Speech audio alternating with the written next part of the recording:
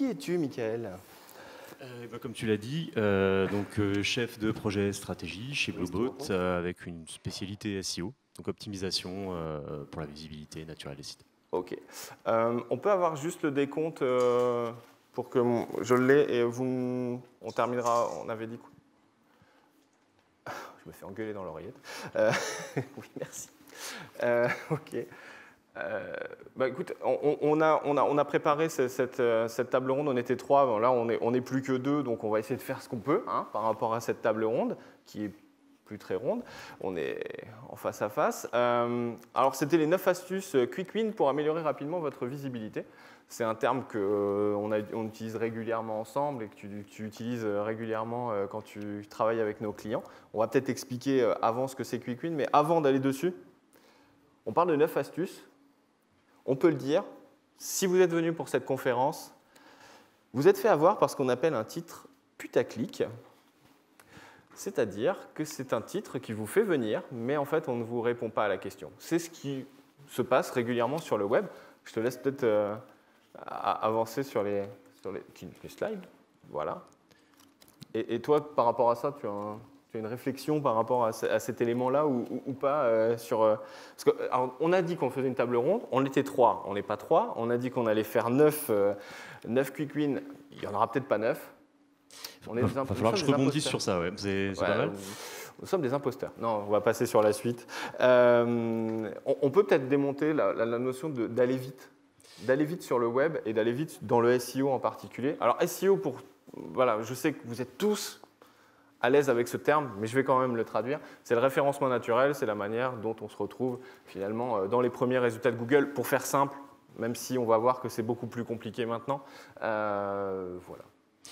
Alors oui, c'est effectivement le titre putaclic, bien qu'il y ait des phénomènes ou en tout cas des critères SEO bloquants qui peuvent être assez rapides à corriger, c'est pas une finalité en soi. Le SEO, c'est un outil et on a encore le sentiment quelquefois que pour certaines personnes, certaines entreprises, c'est une finalité, c'est un moyen absolu d'arriver à être visible. Ça n'est pas forcément vrai. Ou en tout cas pas tout le temps. Donc le but, ça va peut-être être dans un premier temps de se poser des questions. Je trouvais intéressant ce que disait justement Grégory sur le fait de se poser les bonnes questions pour ne pas se planter. Donc oui, des critères bloquants, mais également des questions par rapport à son site et sa position actuelle. Cet exemple-là, alors je ne sais pas si c'est très très lisible, il me semble que oui, je trouvais intéressant parce que finalement on prend trois sites qui sont concurrents sur la même thématique, sur le même type de produit.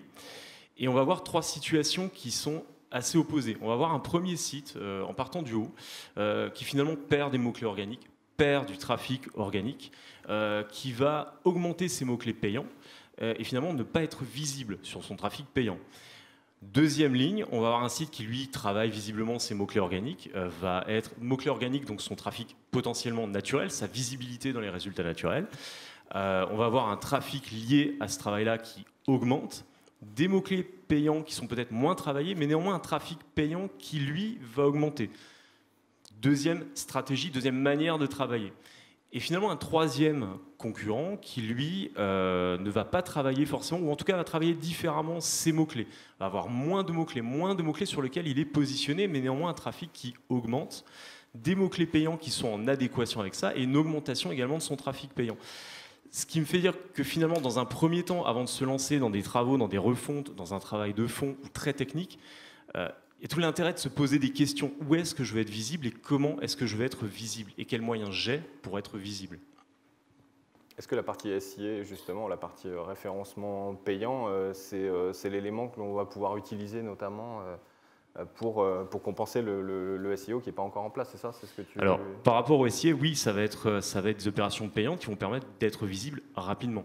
Okay, donc ça peut être un quick win également? Ça peut être un quick win, mais à condition de se poser finalement les bonnes questions. Très bien. Donc posez-vous les bonnes questions. 1. Vous pouvez compter 1. On arrivera à 9. On parlait d'éléments bloquants techniquement. On voit beaucoup de personnes aujourd'hui qui, mon site est compatible mobile, on le sait, maintenant ça a été dit et redit. Un site doit parler aux internautes, doit également être compréhensible par Google, notamment sur mobile. On le voit encore assez fréquemment. Le test est fait sur mon portable, ça marche très bien, mon site il est compatible mobile. Google ne le voit pas forcément de la manière dont vous le voyez sur votre mobile. Là on a un exemple. ou pour une raison technique, finalement, le site paraît vide à Google. C'est un énorme manque à gagner en termes de positionnement. Au-delà de la notion de ce qu'on va mettre sur le site, si Google ne voit pas le contenu, forcément, il ne peut pas l'indexer, ou en tout cas, lui donner le poids qui doit lui être accordé. On utilise quoi comme outil pour aller voir justement ça? Et si demain ou tout à l'heure, on a des personnes dans la salle qui veulent tester aussi leur site pour voir si il est bien vu par Google, s'il est vu en tout cas par Google? Des outils gratuits, et c'est ça qui est bien, c'est que c'est Google lui-même qui les met à disposition. On va avoir la fameuse Google Search Console, on va avoir des outils de test d'ergonomie mobile. Ça prend peu de temps, ça demande quand même un minimum de compréhension technique pour pouvoir analyser d'éventuels problèmes derrière, mais ça peut être assez rapide de détecter ce genre de problème. Donc si je fais test ergonomie mobile sur Google, j'ai un outil qui va ressortir et qui va me permettre à un moment de tester mon site? Oui, totalement. Ouais. Okay. L'outil va ressortir. Après, je mets juste le petit bémol, ça demande quand même, selon ce que va retourner l'outil, un minimum de compréhension pour pouvoir corriger. D'accord. Donc essayez de comprendre en plus de poser des questions et vous posez les bonnes questions. Voilà. Ensuite, cet exemple-là, on parlait de se poser des questions. Finalement, j'ai pris 3 termes qui sont finalement assez proches: marketing numérique, marketing digital, agence marketing. Et on va voir qu'en termes de volume de recherche, de tendance de recherche, des choses très très différentes. Ça revient à cette notion de se poser une question. Souvent, les entreprises savent ce qu'elles font, c'est très bien et tant mieux. Savent comment en parler, mais ont peut-être, alors pas tout le monde, mais tendance à être la tête dans le guidon, à savoir absolument de quoi ils parlent. Mais est-ce que finalement on sait de quelle manière les internautes, les consommateurs, les clients potentiels parlent de l'entreprise, ou en tout cas parlent de ce qu'elle fait, de ce qu'elle propose, de quelle manière ils vont rechercher ce que l'entreprise fait? On n'en a pas forcément toujours conscience. C'est la notion vraiment de prendre du recul et d'aller voir là où on veut, où peut être visible. Et puis ensuite, en SEO, une notion d'effort finalement. Si on a déjà énormément de personnes qui sont positionnées sur une expression, sur une thématique, on a une concurrence forte avec des sites très lourds, est-ce que j'ai intérêt à aller me frotter à ces gens-là ou d'essayer de contourner ça, d'essayer de passer par d'autres moyens pour être visible? C'est vraiment une question de recul, de se poser la question, d'aller questionner l'internaute, d'aller questionner les gens et d'une certaine manière, effectivement, de remettre l'humain au cœur de cette question-là, d'aller chercher la manière dont ces personnes-là que je veux toucher vont essayer de me trouver. Un exemple concret d'un projet sur lequel on a travaillé où finalement on avait une personne qui était positionnée sur énormément de mots-clés. On était sur 10 000 mots-clés, 10 000 expressions, ce qui peut sembler plutôt un bon signal. Voilà, simplement, on avait une audience qui stagnait, il y avait moyen de faire mieux. Et en analysant effectivement ce site-là, on s'est rendu compte que 8000 expressions, 10 000 expressions, ça veut tout dire et rien dire, c'est des chiffres. Si demain on vous dit, mais vous êtes positionné sur 10 000 mots-clés, il y a peut-être des questions à se poser autrement. Est-ce que ces expressions, est-ce que ces mots-clés sont cohérents avec qui je suis et là où je veux être? On a pris le parti de dire, on va faire le tri, on va diminuer ces mots-clés-là, il y en a plein qui ne nous semblaient pas cohérents. Et on va voir comment ça va se passer, parce que ces mots-clés qui par contre étaient cohérents, ces expressions, on va les faire monter en puissance. Et la courbe, en fait, c'est oui, on a moins de mots-clés, on a moins de positionnement du site, mais il est beaucoup plus efficace puisqu'on a une tendance de trafic qui, elle, monte quasi non-stop depuis le début du travail sur ces pages, sur ce site-là. Donc, on rejoint cette notion de là où je veux être visible et là où je dois être visible en fonction de la manière dont on me cherche. Il y a une notion de qualité de contenu là, dans ce cas-là. C'est-à-dire qu'en fait, je ne veux pas être référencé sur des mots-clés qui ne m'intéressent pas, même s'ils sont utiles. Mais par contre, je veux choisir. Donc là, on revient sur se poser les bonnes questions dès le départ. Quels sont mes objectifs? Et à ce moment-là, effectivement, on va aller alimenter le site avec du contenu. On en parlait tout à l'heure, au début. Le contenu est important et à ce moment-là, ce contenu, je vais l'orienter dans le sens de mes résultats futurs. Complètement, on va l'orienter dans ce sens-là, on va faire en sorte qu'il soit cohérent par rapport aux thématiques. Je passe rapidement parce qu'il y a énormément de critères techniques, il y a de l'optimisation on-page, il y a des choses très... On parle de codes qui vont permettre d'optimiser la compréhension de Google de ces contenus, mais on parle à des gens, il faut que ce contenu les intéresse, les retienne, que ça réponde à des questions. Il y a énormément de choses à voir dans ce sens-là, des FAQ, vraiment des critères très techniques à mettre en place. Mais on reste quand même sur de la communication. On communique auprès des internautes et auprès des moteurs de recherche. Et puis, une fois que la personne m'a trouvé sur Internet, c'est très bien, mais voilà, il se passe quoi sur mon site? On sort peut-être du cadre du SEO, mais en fait, oui mais non. Ça rejoint quand même le SEO. Si j'ai un site qui est très très bien positionné sur les bons termes, que je vais attirer des gens qui effectivement doivent me trouver et auxquels je réponds à leurs besoins réellement. Si mon site est mal construit, si mon arborescence n'est pas claire, si la personne ne voit pas où il doit se rendre, ça a très peu d'intérêt. Elle va repartir, elle va aller chez quelqu'un qui est peut-être moins bien positionné, mais qui lui apportera une solution plus claire sur son site en tout cas. Donc c'est une réflexion à avoir parallèlement à la notion de SEO, ou en tout cas dans un temps très proche au niveau de la conception. Je vais prendre un exemple et une illustration qui va tous vous parler. Désolé, mais on les a utilisés, c'est Eventbrite. C'est un site où on a amené, nous, du monde sur le site Eventbrite, parce qu'en fait, on s'est dit, on utilise Eventbrite pour prendre les billets de l'IRFD, ceux qui ont eu la chance d'avoir des codes de réduction ou qui devaient s'inscrire. En fait, ils ne trouvaient pas, en fait. Tout simplement. C'est-à-dire qu'on a envoyé du monde vers Eventbrite, et tout le monde nous envoyait un message, ouais, mais je mets où mon code? Bah ouais, on était obligé de faire des copies d'écran pour envoyer. Alors nous, on a subi ça parce c'est vrai qu'on a pris ça fait des années qu'on a Eventbrite, mais on aurait peut-être dû se reposer la question, retester avant, mais ça c'est une erreur qu'on a fait là. Et là, c'est typiquement ce qui se passe. Là, c'est pas très grave parce que on invite un contact, ça va, les gens ont envie de venir, donc ils s'acharnent pour venir et nous dire ouais, j'arrive pas à mettre le bon code, enfin où je mets le code. Mais on imagine sur un site internet, c'est exactement la même chose. Si votre call to action il n'est pas là, enfin votre formulaire de contact, enfin vers quoi vous voulez emmener le client, ben, ça c'est une problématique et donc ça veut dire que vous allez perdre ou vous allez travailler dans le vide. Voilà. Donc là, ça peut être quelque chose qui est très très vite à tester chez vous. Est-ce que le parcours client, on en reparlera cet après-midi, je fais un peu de teasing, le parcours client est important. D'aller questionner ce qui est visible, sur lequel quelquefois on manque peut-être également de recul. On fait un bonjour à Eventbrite, qu'on utilisera encore, pas peut-être. Voilà. Les avis clients qui sont un critère de visibilité également. On est également, à mon sens, sur du SEO. On a des cas où effectivement on va chercher à apporter de l'avis positif, parce que c'est assez connu, c'est que finalement c'est surtout les gens qui ne sont pas satisfaits qui vont laisser leur avis, d'aller faire parler les gens et demander l'avis des gens qui finalement sont très satisfaits d'une marque, très satisfaits d'un endroit, d'un lieu, d'un commerce, d'aller les chercher. Alors il y a plusieurs manières de faire, on peut faire du mailing, on peut faire diverses choses. On a un cas de figure récemment, on s'est aperçu, on demandait l'avis des gens par mail. Classique, et que finalement il valait mieux demander l'avis des gens directement en sortie de commerce, puisqu'ils étaient plus enclins à laisser leur avis, et que les gens qui avaient un avis positif, qui étaient nombreux, ce coup-ci laissaient effectivement cet avis. Et en parallèle à ça, d'aller apporter cette notion de SEO en disant on va mettre en avant ces avis sur les pages du site, sur les fiches Google My Business, en allant apporter un balisage qui permet à Google de comprendre que cet avis est inclus dans la page, qu'on a une note, et de la mettre en avant dans les résultats de recherche. D'avoir ces fameuses étoiles jaunes au milieu de la page de résultats Google qui permettent à un site de ressortir mieux que les autres, même sans fatalement forcément rechercher un avis sur la marque, sur le lieu, mais d'avoir cette petite note qui s'affiche et qui met en valeur.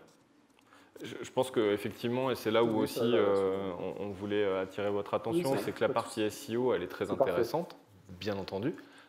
Mais par contre, on englobe dedans la partie visibilité, on emporte ces éléments-là, et je pense que Google My Business est un élément très rapide sur lequel vous pouvez travailler. Vos avis clients sont sur des choses sur lesquelles vous pouvez travailler. Là, c'est un outil qui a été utilisé, là, en l'occurrence, on peut le dire, c'est la solution Guest Suite qui est présente, vous en avez d'autres. Guest Suite est plus adapté pour tout ce qui est restaurant, magasin. Mais vous pouvez très bien le faire, vous, dans votre entreprise, juste en demandant à la sortie d'un commerce ou peu importe, de dire est-ce que vous pouvez donner votre avis sur Google My Business. On en reparlera cet après-midi de Google My Business, enfin de la partie géolocalisation. Ce sont des choses très importantes. Donc là, on voit effectivement, on recoupe le SEO et les avis clients, puisqu'on fait ressortir sur un travail de collecte, mais également d'optimisation des pages du client. On va lui permettre de se positionner avec des étoiles dans les résultats de recherche, mais également d'accéder à de la position 0, à du résultat enrichi. On n'est plus finalement une réponse parmi d'autres réponses dans une liste de résultats, on devient une réponse potentielle aux yeux de Google. Google, à la base, ça a déjà été dit, moteur de recherche, mais surtout moteur de réponse. Dans le cas présent, position 0, rich snippet, résultat enrichi, on atterrit au-delà même de la notion de réponse, on atterrit en tant que réponse potentielle à une requête de l'internaute. D'où également la question, bien cerner les besoins de son client potentiel, de l'internaute, pour y répondre à ce besoin. J'insiste sur la notion de moteur de réponse, c'est une approche que j'aime beaucoup en fait. Et si vous voyez Google comme un moteur de réponse, vous ne verrez plus votre référencement de la même façon. Voilà, juste. Il y a un raccourci assez simple, c'est que finalement, quand vous posez une question, aujourd'hui on a un volume de requêtes vocales qui a tendance à augmenter. Google vous proposera rarement ou pas plusieurs réponses. Il va vous donner une réponse, la réponse qu'il trouve la meilleure, qui n'est pas forcément toujours la plus juste d'ailleurs, il faut être assez prudent avec ça, mais en tout cas il y a tout intérêt à se positionner en tant que réponse recherche vocale. Donc sur ce type de positionnement-là, à même de devenir soi-même la réponse. Bon, pour l'instant, je crois que la recherche vocale, elle est encore en balbutiement, mais, enfin la partie recherche vocale, mais là, il faudrait voir les dernières stats, mais effectivement, ça peut être une tendance, effectivement. Ça va dépendre des volumes de requêtes également sur des thématiques assez précises. Ensuite, finalement, alors on parle aussi de linking, de backlink, qui vont permettre d'hériter un peu à la manière d'un liquide de la popularité d'autres sites. Alors créer du lien pour créer du lien depuis n'importe quel site, même si on va aller chercher thématiquement cohérent, ça a un intérêt assez limité. Finalement, comme sur du networking, comme sur de l'échange, comme un peu aujourd'hui, l'intérêt c'est de tisser des liens, mais sur le long terme, d'avoir une relation de confiance. On est sur de la communication. Finalement, le SEO, c'est de la communication. On va aller effectivement voir des liens qui sont toxiques. Il faut être très prudent avec la notion de toxique. C'est pas parce que c'est un petit site qu'il est toxique, un backlink toxique ou un lien toxique. C'est simplement quelqu'un qui ne parle pas de votre sujet, qui vous met là par intérêt. Mais par contre, si vous tissez des liens avec des sites de forte autorité, sur une relation pérenne, avec des reports, avec des articles réguliers, avec un vrai échange d'informations, vous pouvez hériter de cette notoriété, mais avoir un réel échange d'informations, avoir vraiment quelque chose qui va tourner autour de votre sujet et dans lequel vous allez être cité. On est sur une vraie notion de networking, tisser des liens et communiquer avec d'autres partenaires.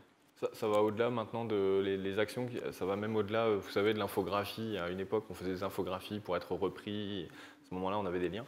Ça va beaucoup plus loin, c'est-à-dire que maintenant, on peut s'appuyer aussi sur des études qui sont faites par des vrais, enfin Ipsos ou des gens comme ça, qui vont à un moment vous faire une étude et vous allez être le commanditaire, et à ce moment-là, vous allez pouvoir être repris plus facilement. On en voit souvent, j'ai un exemple en tête, c'est pendant le confinement, c'était une étude qui était sortie sur est-ce que les Français sont propres. Est-ce que les Français sont propres? Est-ce qu'ils se lavent? Si vous avez vu passer des choses qui étaient liées à ça pendant le confinement, c'est tout à fait ça en fait. Ce sont ces études qui sont très intéressantes parce que derrière, ça va donner un bon contenu avec de très bons liens et qui viennent avec des liens qui ont une autorité très forte. Donc ça aussi, c'est des choses qui peuvent être à réfléchir. Par contre, on peut parler de coûts parce que c'est intéressant de l'avoir en tête, mais on est plus sur les 15 000 euros pour des actions comme celle-ci que 15-20 000. Voilà, il faut compter un petit peu. Voilà. Comme ça, vous avez un coût en tête. Parce que je sais que vous allez demander combien ça coûte. Voilà. Je réponds tout de suite. Voilà. Et justement, j'aurais presque préparé la conf avec toi. Belle transition, ouais. Et finalement, on questionne les autres, on va questionner les clients potentiels, les internautes, mais il faut aussi se poser des questions par rapport à ses moyens, à ce qu'on a envie de faire, aux moyens argent, mais également aux moyens temps qu'on a et ce qu'on attend en retour. Ce que je vais mettre, ce que je vais pouvoir mettre, ce que je vais pouvoir apporter pour avoir un retour. Combien je vais devoir apporter de temps ou d'argent? On est sur des choses qui sont très variables en fonction des entreprises, en fonction des besoins. Donc, c'est le point de départ finalement, je pense. C'est de se poser cette question-là, ce que j'attends en retour, sur quoi j'attends ce retour et ce que je peux y mettre avant même de commencer à mettre les mains dans le cambouis, de commencer à avancer tête baissée vers un sujet, vers un positionnement, de pouvoir se fixer des objectifs. Et une fois qu'on a les objectifs, justement, de pouvoir prétendre à y accéder. Si une agence aujourd'hui, si un partenaire, quel qu'il soit, ne vous dit pas on va essayer d'aller là, finalement, vous ne savez pas où vous devez, où vous pouvez aller. Donc c'est important d'avoir cet accompagnement-là et de pouvoir échanger et communiquer. On reste vraiment sur une notion de communication. Il y a des notions techniques, mais on reste sur ça. C'est, à mon sens, avant tout de la communication. Après, effectivement, cet élément-là, il est important. C'est si, quand on va commencer à parler de coût contact, de coût vente, ça, c'est les éléments qui vont vous permettre de vous dire combien vous pouvez mettre effectivement dans le projet. Si le coût vente, c'est n'importe quoi, le coût contact, pardon, il est à 10 € le coût contact, il vous en faut 5 contacts pour pouvoir faire une vente. Bah, vous savez combien est votre coût vente et ainsi de suite. Et après, vous pouvez aller travailler par rapport à un budget. Ça ne sera pas tout à fait exact, mais en tout cas, ça vous permettra de savoir et donc de repartir sur la première question qui est quel est votre objectif. Première étape, on se pose des bonnes questions et ensuite, on va pouvoir aller mettre un budget qui sera en face. Donc, quand vous allez voir une agence SEO, une agence web, une agence de ce que vous voulez, n'allez pas en disant « moi, je ne sais pas, faites-moi quelque chose ». Non, arrivez avec vos objectifs. Et si la personne en face, vous n'avez même pas parlé de vos objectifs, il ne vous demande pas quels sont les objectifs chiffrés, moi j'ai envie de dire fuyez, quoi. Voilà, c'est mon approche. Et alors, c'est pas évident à dire parce que nous, on est agence, forcément, c'est le discours qu'on tient. Mais quand j'en parle avec des confrères, je leur dis, voilà, s'il n'y a pas d'objectif en face, ça ne sert à rien. Et des industriels qui travaillent avec d'autres agences, je leur explique. Voilà. Donc ça peut être aussi un point qui vous fait gagner pas de l'argent, enfin du temps. Voilà. Parce que vous ne passerez pas sur 3 agences différentes. OK. On peut déjà t'applaudir sur cette table ronde. Et en fait, cette table ronde tout seul, c'est une table ronde. On innove. Cette année, on innove. On fait des tables rondes où on n'est que 1. Voilà, ça s'appelle une table ronde. Un tabouret. Un tabouret, voilà. Merci. Est-ce qu'on peut prendre est-ce qu'il y a des questions Oui, on me dit qu'on est un petit peu en avance. Alors, si quelqu'un a une question dans la salle et qui a une voix qui porte, qui n'hésite pas. Xavier Noël, vas-y, mais fort. Hein. Au début, on disait méfiez-vous des titres putaclic, mais finalement, ça marche ou ça marche pas? Donc, méfiez-vous des titres putaclic, est-ce que ça marche ou ça marche pas? Ça dépend où on met le titre putaclic. Ça dépend où il est, ça dépend le sujet.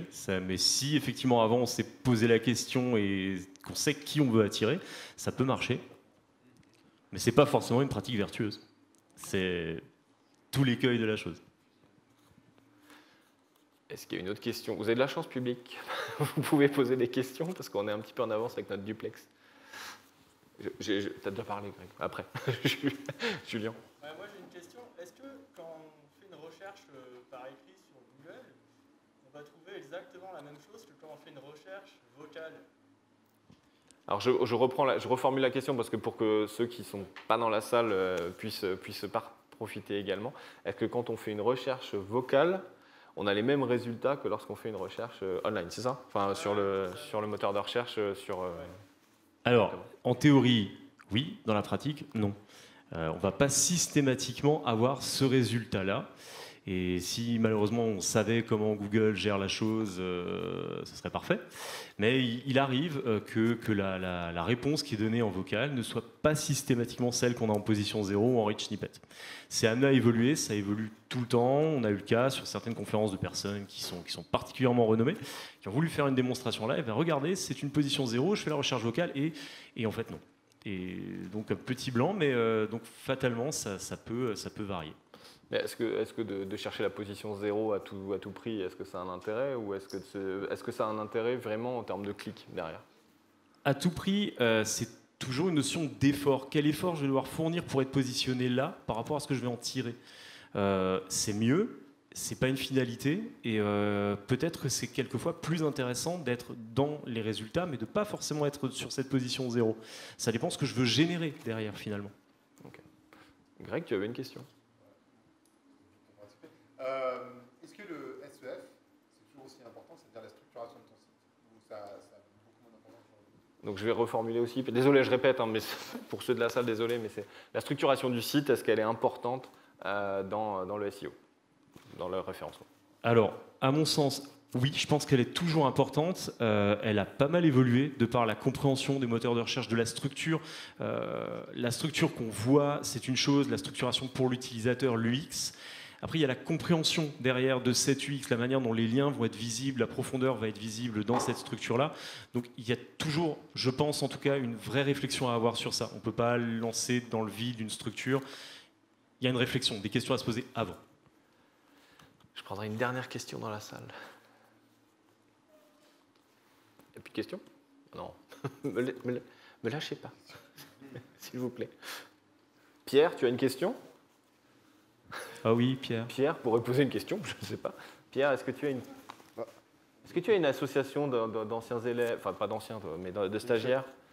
Tu as des questions? Non. Il fait un peu peur l'intervenant, du coup. Oui, mais J'ose pas trop. ok. N'aie pas peur. Donc non, on n'a pas de questions de ce côté-là. J'ai pas tout compris non plus. T'as pas, d'accord.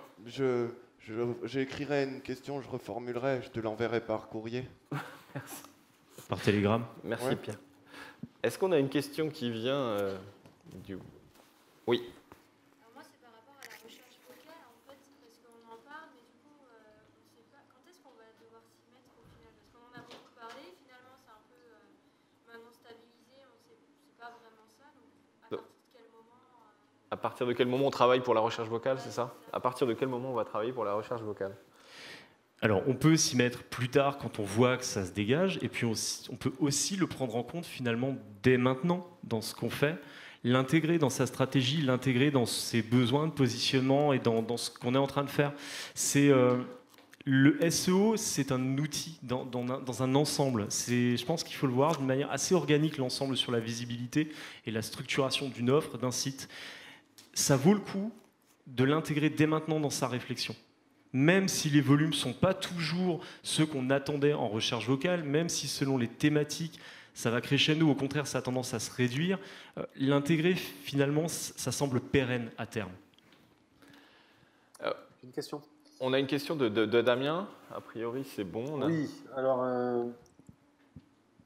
Vas-y, Damien. D'abord, premier point, pardon. Excusez-moi, j'étais en train de regarder en même temps Imaginable, parce que j'ai une question qui remonte en même temps. Alors, on me disait, est-ce qu'il y a la possibilité d'avoir un lien permettant de revoir cette intervention? J'imagine que les interventions seront mises en ligne après sur YouTube ou autre. C'est une question générale. Alors, pour ceux qui ont pris leur billet, ils auront le replay tout de suite. Ça sera disponible ce soir. Je parle sous contrôle de Brice. Mais par contre, pour les autres, il faudra attendre qu'on les mette sur YouTube et ça prendra peut-être un peu plus de temps. Voilà.